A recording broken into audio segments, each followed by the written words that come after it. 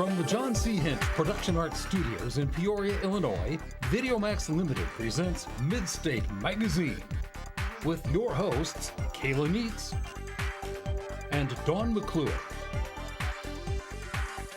News with Brent Dravalis and Danielle Kamsky and the Midstate reporting team. Sports with Spencer Shelton. Nikki Garabrandt takes us about town. Get Real with Ricky Hendon. And Jackie Myers is in the spotlight. Street Team with Pablo Iglesias. Taylor Hurnett with About Crew. And State of the Arts with Brooke James. And now, from America's friendliest city, Midstate Magazine. Take it away, kids. Good evening and welcome to Midstate Magazine. I'm Kayla Neitz. And I'm your Midstate News anchor, Danielle Kamsky, filling in for Dawn McClure.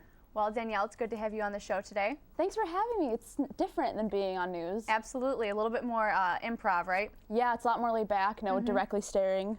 Now, one thing that's definitely been huge lately within the community is Bradley University's new mascot, Kaboom. What are your feelings on that? I mean, I didn't really know where the name came from. Honestly, I kind of just think of OxyClean, like kaboom and the stain's gone. The cleaning, right? Okay.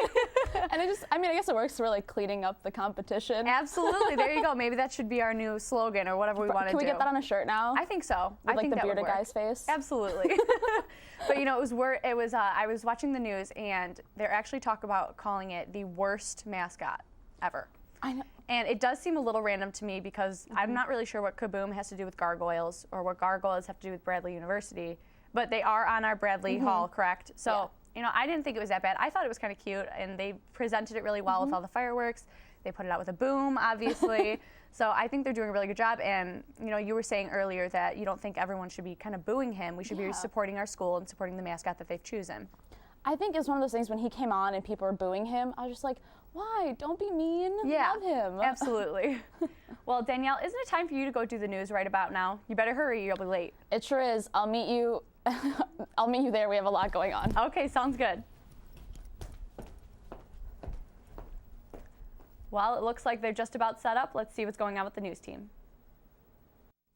Good evening and welcome to Midstate Magazine. I'm Brent Dravalis. And I'm Danielle Kamsky. Now let's take a look at the news. After eluding capture for more than a dozen years, the legendary boss of one of the world's most powerful and deadly drug trafficking operations was nabbed in a surprise raid on a seaside hotel tower in a Mexican beach resort. Joaquin El Chapo Guzman who infamously escaped in 2001 from a high-security prison in a laundry cart, was arrested early Saturday in Mazatlan without single shot being fired. Actor and director Harold Ramis, who delighted audiences in comedies such as Ghostbusters and Stripes, died Monday at age 69. Ramis was as acclaimed a writer and director as he was an actor. He wrote 4 of the comedies listed on the American Film Institute's 100 Funniest Movies, including Ghostbusters, Groundhog Day, National Lampoon's Animal House, and Caddyshack.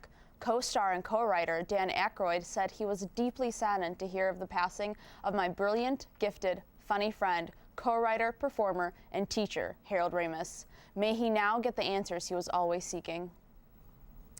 Peoria's local newspaper, the Journal-Star, will no longer be publishing daily television listings that feature scrolling television programming channel guides. Complete television programming will only be found in the Star's printed newspaper in the TV Week section, which is published on Saturdays.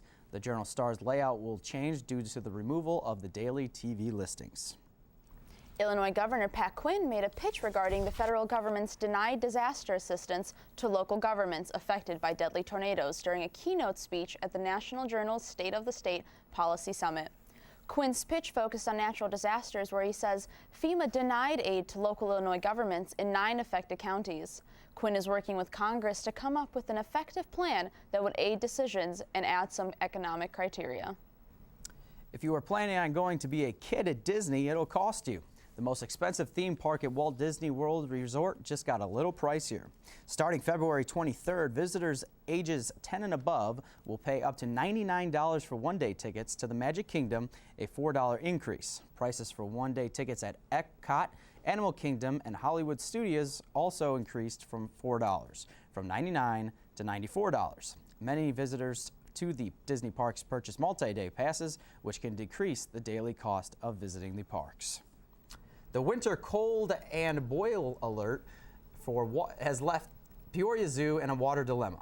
Let's check in with reporter Ian Spitzingle to see what is happening at the zoo. As residents of Illinois, we all know how to stay warm once the snow begins to fall. But what about the exotic animals who aren't used to our winters? Well, today, I was lucky enough to get an interview with one of the zookeepers and find out. Yeah, everybody's got a barn or somewhere to go into or have shelter. Almost all of the animals have heated barns. Everybody's got a temperature, like a minimum temperature that they're allowed to go out. Due to the temperature outside, Susie was only able to let out the Talkins and the two tiger brothers, Maxim and Luca.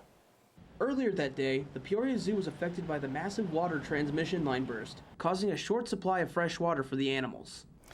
I was super lucky, and before anything happened, I had already filled all of my animals' waters. We do have water again, but we're under a boil order, and we do treat the animals just like we would treat humans. And so we're currently boiling a bunch of water in our kitchen that we don't have very large receptacles for boiling. Even though the boil order was limiting their water distribution, the zookeepers showed their dedication for their animals by going above and beyond their duties. So one of our fellow keepers, he doesn't live terribly far away, but he did not have a boil order. So he took several buckets, like big 5-gallon buckets home, and brought some water back. So hopefully the boil order will be lifted, relatively early, hopefully tomorrow. For Midstate Magazine, I'm Ian Spitznagel. Thank you, Ian. Now let's go to Spencer Shelton with sports. Thank you, Danielle. Outfielder Nelson Cruz has found a new home. The 33-year-old has agreed to a one-year, $8 million contract with the Baltimore Orioles after turning down a $14 million offer from the Texas Rangers back in November. He can earn up to $750,000 in bonuses based on the amount of days he is on the active 20-man roster. Before serving a 50-game suspension for violating the drug policy last year, Cruz hit 27 home runs and had 76 RBIs in 109 games. An aspect of Major League Baseball that has caused many nail-biting wins in recent years will look different in 2014. Rule 7, Section 13 was added to the rulebook on a trial basis, and it covers home plate collisions. The rule bans most of those collisions, with the exception of the situations when the catcher has the ball and is blocking the path to the plate, and when the catcher enters the base path to field a throw to home plate. This adoption comes after multiple injuries have been sustained due to home plate collisions, most notably to Baltimore Orioles catcher Matt Wieters in 2011 and 2012. Springtime is right around the corner, which also means it's time again for Bradley baseball to start. Let's go to Celeste to see what she has.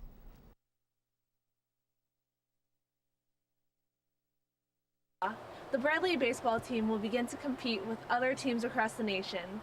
Today, we will talk with Greg Portica and get the insight into this upcoming season. We've definitely worked really hard this entire year. We got a lot of younger players that I feel like are ready to step in and contribute immediately. Then we got some veteran guys too that can step up and be leaders like myself. Each year, baseball teams go through dramatic changes, especially when new players are added to the roster. We just really try and make it as smooth as possible of a transition for the younger guys, whether it's incoming freshmen or junior college kids. So we really have gelled as a team pretty quickly this year, which is cool. When Greg was asked what he felt his team's greatest strengths were, he responded with, just the way that we've all come together as a team and just have really bought into, everything that our coaching staff and our athletic department has, kind of been preaching. We're really ready to take, a big step this year and win a lot of baseball games. With Midstate Magazine, I'm Celeste Castaneda. Thank you, Celeste. We look forward to watching Bradley play this year. Now let's go back to Danielle with the news. Thanks, Spencer. Taco Bell is set to launch a new breakfast menu on March 27th with items such as the AM Crunch Wrap and Waffle Taco. Taco Bell has tested the Waffle Taco at 5 Southern California restaurants early this year, where the item was the top-selling product sold during breakfast hours. The chain has faced competition in recent years from companies like Subway and Starbucks, rolling out new breakfast menu items. Taco Bell has had to hire additional staff and purchase new food-making machinery to make room for their new breakfast items, which are designed to appeal to their fan base of younger men. Now that's a game changer. If only now they delivered. Amen. That would be huge. Well, that wraps up Midstate for the week. I'm Spencer Shelton. And I'm Brent Travalis. And I'm Danielle Haimski. Have a great night and be sure to join us next week. That's going to be. Thank you, news team. Danielle, let's have you come on back up. Well, I don't know about you, but I will be trying that Taco Bell breakfast. Oh, absolutely. It looks pretty good. Yeah. On Street Team, I think we have coming up some things on fitness. Not exactly going to correspond with the Taco Bell breakfast we were just talking about, but hey. One thing I read is that the nutrition facts, they are hoping to change so that it's more obvious, what's going to be in your food. So they're going to make the font for the calories a lot bigger. What do you think of that? You think that's a good idea? I think it's a good idea, and I think it's somewhere to start, but I mean, that's not going to stop me from eating Taco Bell. Absolutely. Do you think it's been a huge issue in terms of, what kids are eating? Do you think kids even look at that kind of stuff, or it'll be more help for the parents? I think it's more help for the parents, because when I was a kid, I just ate it because it tasted good. I don't look at calories. And then, of course, you've got the flip side where you've got the body image stuff, but we'll talk about that next. Yeah. March is usually the time where the gym starts to calm down from all those New Year's resolutions. But that doesn't stop Pablo Iglesias from getting physical. Let's check in with Street Team. Hi, I'm Pablo Iglesias, and today we're going to figure out if Bradley students know a little bit about fitness. This is the Street Team, and let's get physical. First question. Exercisers can improve their performance by as much as 50% if they eat what regularly? I'm going to take a guess and say protein. It's actually dark chocolate. What would you have to say about that? I better start eating the dark chocolate. Protein? No, actually, it's dark chocolate. Dark chocolate is the food. What would you have to say about that? I love dark chocolate. So would you be eating it more regularly now? Yeah, definitely. Well, for every pound of muscle gained, your body burns an extra blank calories a day. 500. You're close if you drop a zero. It's actually 50 calories a day. 50. That is actually correct. You have got it correct. Well, we'll leave off with this last question right here. The word gymnasium comes from the Greek word gymnasian, which literally means... Stadium. It means to exercise, wait, naked. What is your response to that Greek word? I wish we were back in Greek times then. Right, thanks. Seems that all the Bradley students are pretty stumped when it came to our physical fitness facts. Reporting here, dialing from downtown, I'm Pablo Iglesias with the Street Team.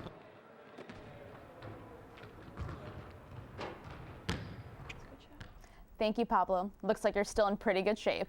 Another thing that I was talking about right before we ended was body image and how there's this new thing going around where, skinny and it gets kind of addicted. Once you start losing the weight, it's hard to stop losing the weight. And one of the things I saw is on The Biggest Loser, one of the contestants, Rachel, came on and she was very, very thin. And it wasn't kind of a point where they were applauding it anymore. They were just thinking this isn't healthy anymore. So what do you think about that? I absolutely agree, because I know from personal standpoint, when you start getting the freshman 15 and then you stop and you start dropping pounds, it gets addicting. Yeah. You're kind of like, oh, awesome, I feel better, look better, but then it's hard to kind of cut yourself off at that point of, wow, I really need to stop. This is getting unhealthy. Absolutely. And you kind of get lost in well, wow, I look really good now. Maybe if I just lose a couple more and I start cutting calories and working out 3 or 4 times a day, I know that that's definitely been something that's hard to deal with, especially with college students, having this perfect image and keeping the perfect GPA, and it's a lot of pressure. It is. I think I always stress out, and when I stress out, I eat. So I have those 4 a.m. moments where I'm over at Stacks getting bagels and cream cheese and chips. Absolutely. I'm glad dark chocolate is something that we can count on. Movies never seem to slow down, with so many of the new ones coming out with Get Real. Always has something to talk about. This week, Ricky Hendon has some comparing to do. Let's check in with Get Real. Welcome to Get Real, ladies and gents. I'm your host, Ricky Hendon. There's a lot of excitement these days about the new RoboCop film. This modern remake of the 1987 classic has moviegoers buzzing. That's because it stands up to the legacy left behind by its predecessor. So let's dive in and get real with RoboCop. Americans don't want a machine. They want a product with a conscience. They want something that knows what it feels like to be human. Alex Murphy, played by Joel Kinnaman, is a Detroit cop in the year 2028. After a near-fatal encounter, Murphy is rebuilt into a crime-fighting cyborg by a private corporation. Programmed to obey any order that is given to him, Murphy must find a way to stop criminals while holding on to his own humanity. Joel Kinnaman tells us what to expect from this movie.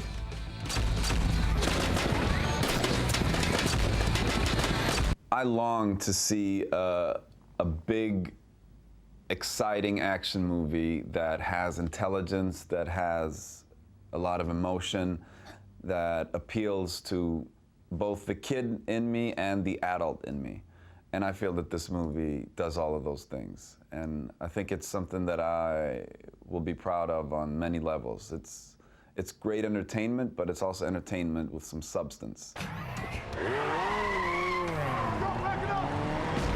The movie boasts many action sequences with amazing special effects, but for fans of the original, this new RoboCop leaves something to be desired. The dark satire of the 1987 version is all but lost in the constant fighting and business of the film. Just get him to do that. Overall, I'll give RoboCop 3 out of 5 stars. That's all for this segment. I'm Ricky Hendon, and it's been real. Thank you, Ricky. And speaking of movies, Kayla, are you looking forward to the Oscars this year? I sure am. You know, I've never really had a chance to sit down and watch the entire thing, so I'm definitely excited to just, actually watch it this year. I know one person that I heard is kind of, said to be the winner is Matthew McConaughey because of his role in one of his movies where he lost like 50 pounds and he stayed really like solitary for a couple of months to get into character. So are you hoping for him to win or are you hoping for someone else? I'm hoping for Leonardo only because he holds a special place in my heart. Yeah. And Wolf on Wall Street was a 3-hour commitment I made to that man. That is a 3-hour movie? Yeah, it is ridiculously long, but and was so it worth it? So worth it. Okay, so can you give us a little sneak peek into the movie? What's it about? Basically, it's about Leonardo's character who wants to be a real estate broker, and he kind of starts off small and then makes it big and turns to a drug addict, and it's insane. Okay, awesome. Well, we'll definitely have to check that out. This week, About Town takes us to the engineering capital of the world, right here in Peoria. Let's check out what's some of the top-of-the-line machinery with About Town. In the dead of winter, there's only one city that truly captures the beauty and elegance of the winter storm. This magnificent city is Peoria, and if you take the time to examine all it has to offer, you'll be surprised at what you find. I'm Nikki Gearbrandt, and I'm here to take you about town.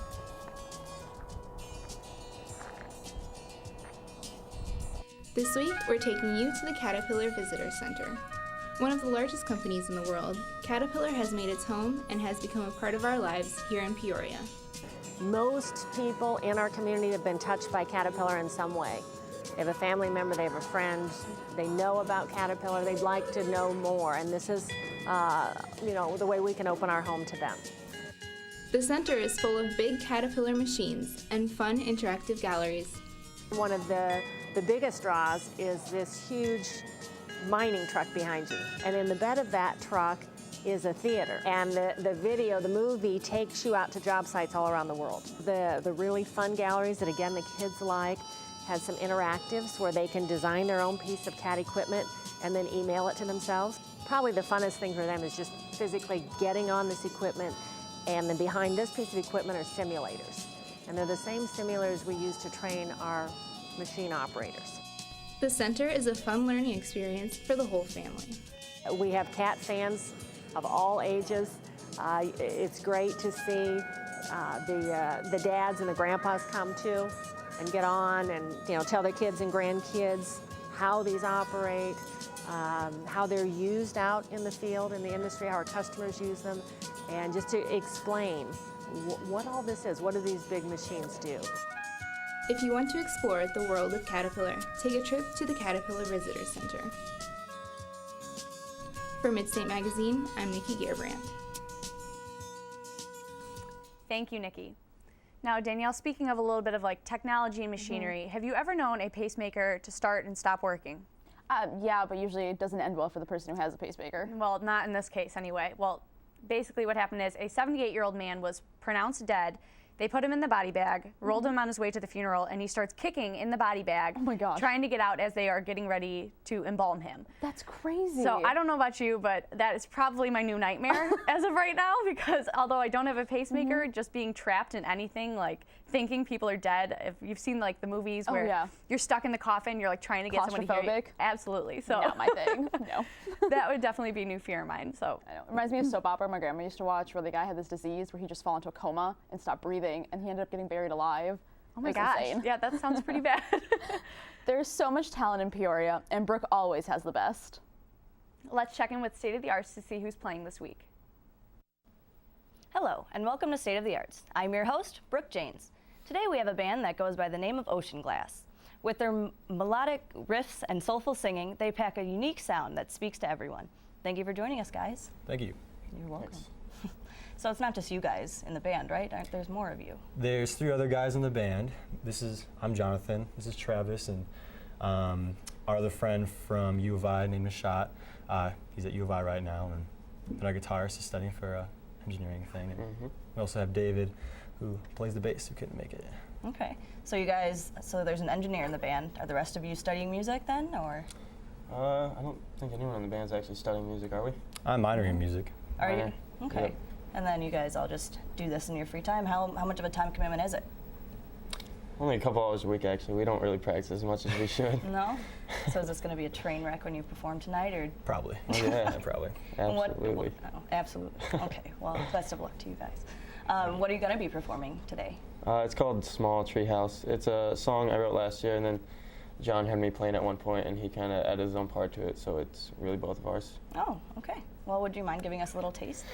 Hey, absolutely. All right. You ready? I'm ready. 1, 2, 3, 4.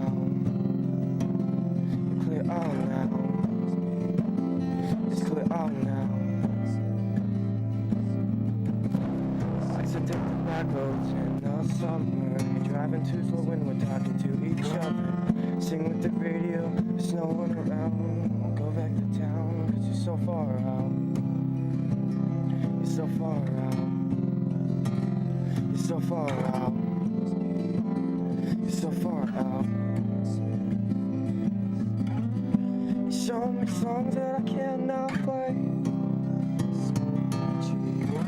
You're singing them wrong, but it's just okay. You're moving along, moving away. Just look at my face, but remember my name.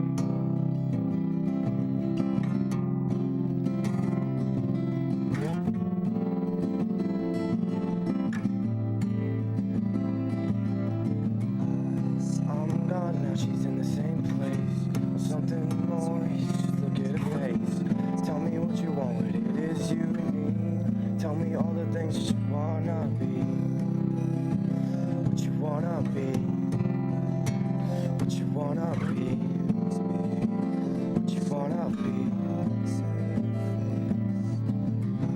Maybe she's a fighter, the one and only. You seem so tough, you seem so mean. Tells me she's a writer, we're sorry. Give me the myth, give me the fantasy. Your fantasy.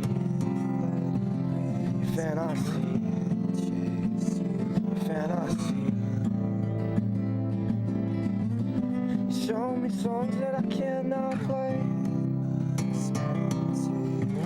You're singing them wrong, but it's just a game.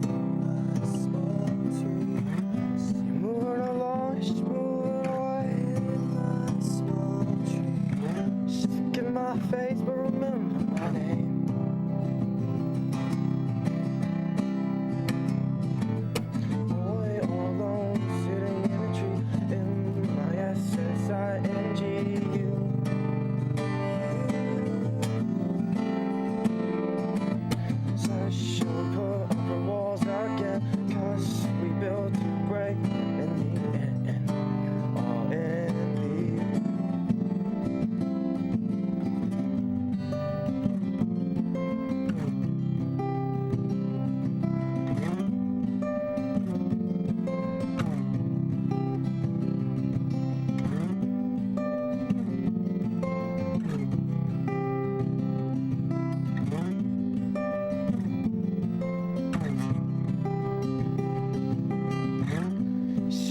songs that I cannot play.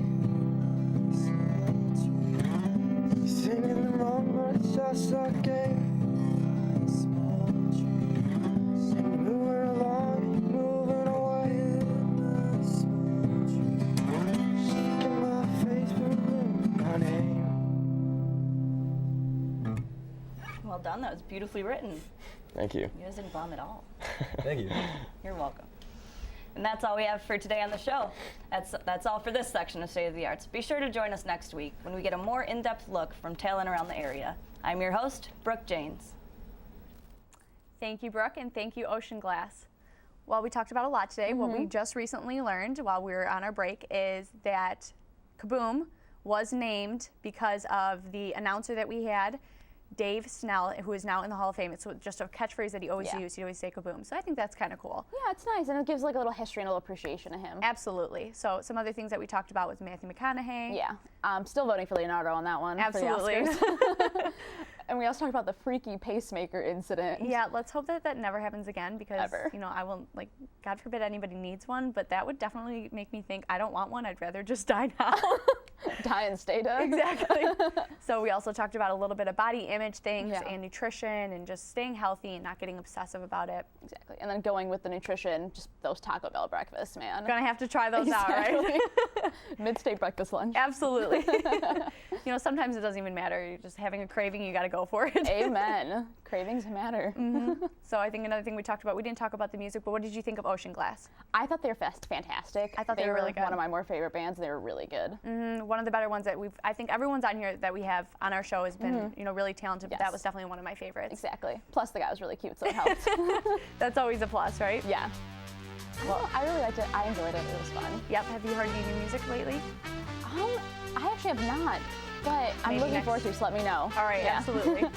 We're out of time for this week for Midstate Magazine. I'm Kayla Needs. And I'm Neil Haimsky, filling in for Dawn McClure. Have a great night and join us next week.